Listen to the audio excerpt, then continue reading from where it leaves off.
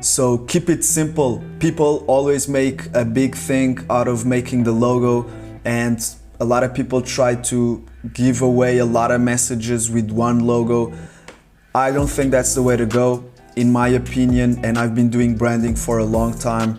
In my opinion, your logo should only focus on one message. You should keep it simple unless it makes sense to your niche that is not a simple logo, but the message should be very simple. So we have here the example of Nike, that the symbol represents movement.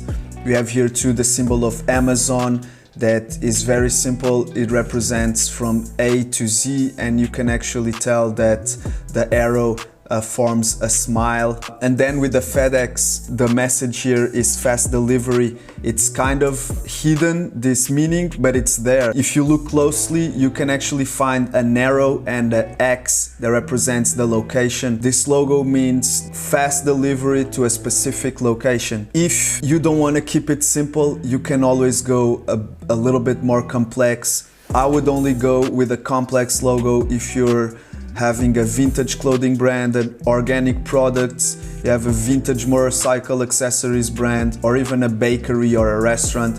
This type of logos works really well. It will all depend on your niche. My advice is for sure keep it simple and try to build a cool logo. So visualize your brand. When I created this logo of Pure Blaze, I visualized the purity with a drop of water. Water reminds us of natural, of something pure. The water drop symbolizes that. Kind of like the thunder here symbolizes fast. Thunder is a presentation of speed. I have here below my logo the headline, Purify Your Home. It's kind of straight to the point, no bullshit, very simple, as you guys can see. And I took these colors because these colors are very friendly, are a little bit more feminine, so I'm kind of more targeting women, stay-at-home moms. So that's why I chose this kind of like pinkish to bluish color, and it's not too vivid. It goes a little bit into those pastel tones, and by using these kind of tones, the brand becomes more relaxed and friendly,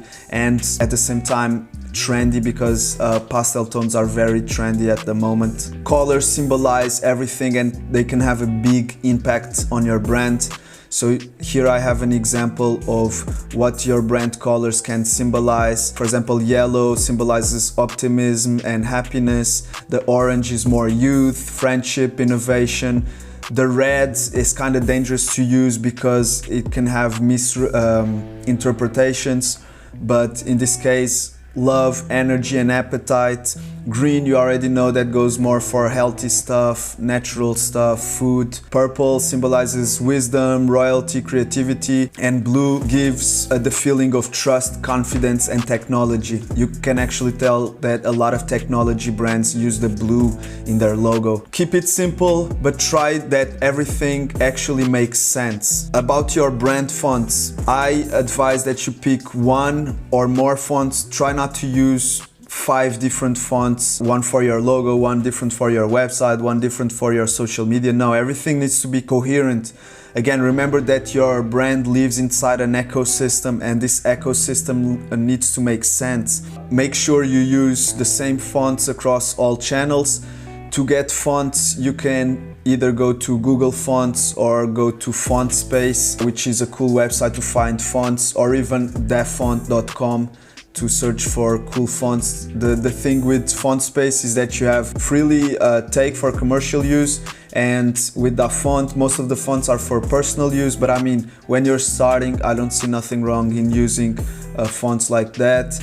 But in the long run, it's better that you just get a font that is free. We have serif fonts, we have sans serif, we have mono, but I'm focusing now on the serif and sans serif. So you can tell that the serif fonts are more formal, they symbolize more family, they symbolize more club. The sans serif is relates more to youth, to tech, is a more relaxed type of font. I put here some examples of combinations of serif and sans serif fonts that you can use. For example, this really seems like a brand. This could be the brand of a whiskey, for example. This could be the brand, for example, of a wine or something. So everything that is kind of like more formal, tech-related items or products, you should go for sure with sans serif fonts so you can be more relatable. You want the customer to have a relationship with you. Of course, 18-year-old will not feel engaged with a brand that uses serif font and sells phone chargers. The visuals just don't combine. It always needs to be inside this ecosystem.